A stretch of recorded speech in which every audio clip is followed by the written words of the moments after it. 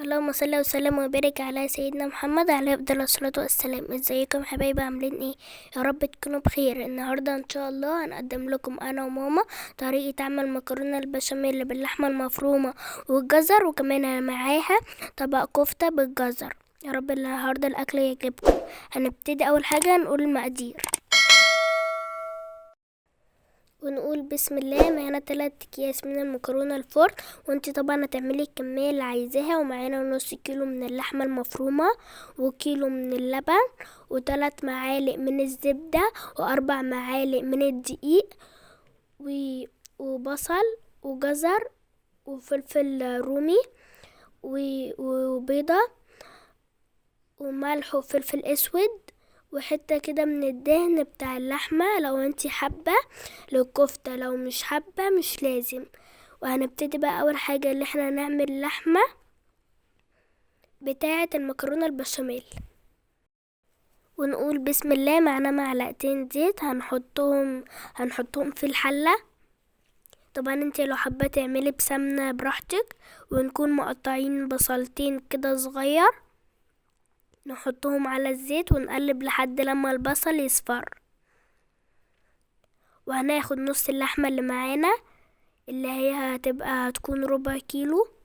وطبعا اللحمة دي سمينة شوية لأن لما بتكون سمينة بيكون طعمها حلو، وبتنزل الدهن بتاعها كده وهي بتتعصج بيكون طعمها حلو. انت براحتك، لو حابة تعملي بلحمة حمرا. هنا نحط اللحمة ونقلبها لحد لما اللون الأحمر دوت يروح كده. وطبعا ماما علشان تتأكد ان هي استوت حلو بتحط كوباية من المية زي ما احنا ما شايفين، وبنسيبها لحد لما تشرب المية دي خالص. وبنكون بنحط عليها ملح وفلفل، حابة اي توابل تاني تقدري اللي انتي تحطيها. اول ما خلاص كده بتكون شربت المية كده، بتكون استوت. بنكون بقى بشرين جزراية ومقطعين قرنين فلفل كده صغير، بنروح حاطينهم عليها وتكون كده خلاص اللحمة اتعصجت. ونبتدي نعمل بشاميل. معانا 3 معالق من الزبدة، والبشاميل اللي بيكون بالزبدة بيبقى احلى من السمنة.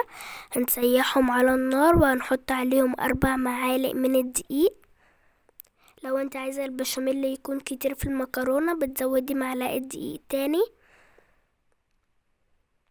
هنا هنقلب الدقيق مع الزبدة لحد لما لونه يبقى اصفر كده، ما يكونش باين اي دقيق ابيض. لو باين دقيق ابيض بتقدري اللي انت تزودي زبدة تاني كده. اول ما الدقيق كله بيبقى اصفر بنجيب اللبن بيكون سخن وننزل بيه حبة حبة. وتقريبا 4 معالق من الدقيق بياخدوا من 4 ل5 كوبايات لبن. هنا بننزل باللبن حبة حبة كده، بس لازم يكون اللبن سخن. ننزل كده ونقلب. لو في مضرب تقدر اللي انت تقلبي بيه لان بيفك الدقيق على طول من بعض كده. بنضربهم كده حبة حبة. ومعانا كوباية من الشوربة. بنبتدي بقى نزود شوربة. لو انت حابة بقى تعملي بلبن بس براحتك، او تزودي كوباية من المية او كوباية من الشوربة برضو زي ما بتحبي. بنفضل نقلب فيه لحد لما نلاقي كده التقلب ويكون كريمي معانا.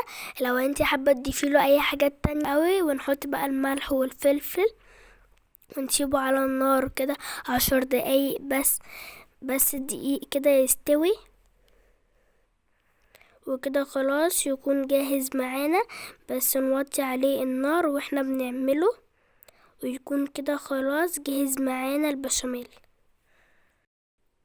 نبتدي بقى نسلق المكرونة. هنجيب حلة نغلي فيها مية. اول ما المية تغلي هنحط معلقة ملح ومعلقة زيت، وهنحط المكرونة ونسيبها لحد لما تستوي. بس ناخد بالنا ما تستويش قوي علشان لسه هتكمل سوا في الفرن. ونبتدي بقى نصفيها في المصفى.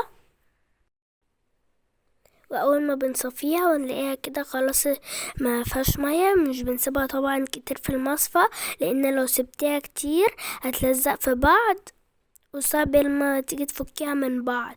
فهي بتكون بتعمليها اخر حاجة كده بعد البشاميل واللحمة المفرومة، علشان تبتدي ترصي الصينية بتاعتك على طول وتكون المكرونة كده فكة من بعض.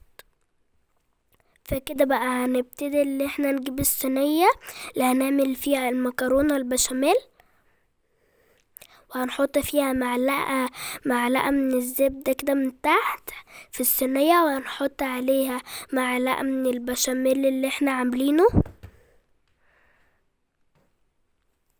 وبعدين هنجيب المكرونة هنحط عليها معلقة برضو او معلقتين من البشاميل، هنقلب كده في حبة مكرونة، ونبتدي نحط نص المكرونة كده في الصينية. وبعد ما نسويها كده حلو في الصينية نجيب بقى اللحمة المفرومة اللي احنا عصجناها بالجزر والبصل دي، نبتدي نفضيها على المكرونة، ونجيب بقى بقية المكرونة التانية برضو هنحط عليها معلقتين من البشاميل كده ونقلبهم، وبعدين هنرصهم بقى هنرص كده بقية المكرونة على الصينية. وطبعا البشاميل اللي معانا هنحط له بقى البيضة اللي كانت موجودة معانا، وهنقلبه كويس كده، ونحط له البيضة شوية فلفل ونقلبه كويس، ونحطه بقى على الوش، نبتدي نفرده كده على الصينية. كده هتكون خلاص صينية المكرونة جهزت معانا. اللي احنا نروح نعمل طبق الكفتة، وللكفتة ماما بشرة بصلتين وجزرة، وانت اعملي الكمية اللي عايزاها، وهنحط عليهم ملح وفلفل ونقلبهم مع بعض. وبعدين هنجيب ربع كيلو اللحمة اللي معانا هنحطه عليهم، وهنقلب كل دوت مع بعض كويس. الكفتة هنعملها كده مصبعة او مدورة براحتك، وهنجيب طاسة هنحط فيها الدهن اللي معانا وهنسيحه. لو انتي مش حابة تعملي بالدهن هتجيبي معلقة من الزيت او من السمنة براحتك. وبعد ما سيحنا الدهن هنحط بقى الكفتة فيها، وهنرصها كده فيها، وهندخلها الفرن مع صينية المكرونة البشاميل، وهنسيبهم بقى كده الاتنين يستووا. واول ما تلاقي وش المكرونة احمر كده بالشكل اللي انت تحبيه، هتبقى كده خلاص، هتبتدي تطلعيها. واللحمة برضو هتستوي في الفرن، وشها كده هتلاقيه احمر معاكي، وكده خلاص هتكون استوت وحلوة قوي. وطبعا الجزر بيخليها بيبقى طرية كده وحلوة، وطعمها حلو قوي. وطعم المكرونة برضو باللحمة كده بالجزر جميل جدا، والبشاميل اللي فيها بيبقى حلو قوي. ويا رب الأكلة كده تعجبكم. وطبعا البشاميل بعد ما خرج في شوية جبنة كده، في حتة جبنة رومي كده قطعناها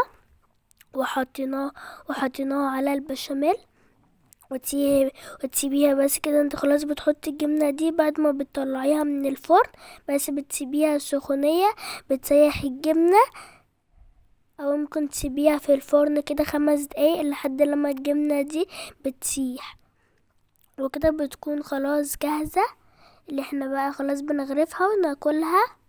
يا رب تكون الأكلة النهاردة عجبتكم. لو عجبتكم اشتركوا بقى في القناة ودعمونا باللايك، وقولوا لنا ايه رأيكم في الأكلة، وبألف هنا وشفا عليكم.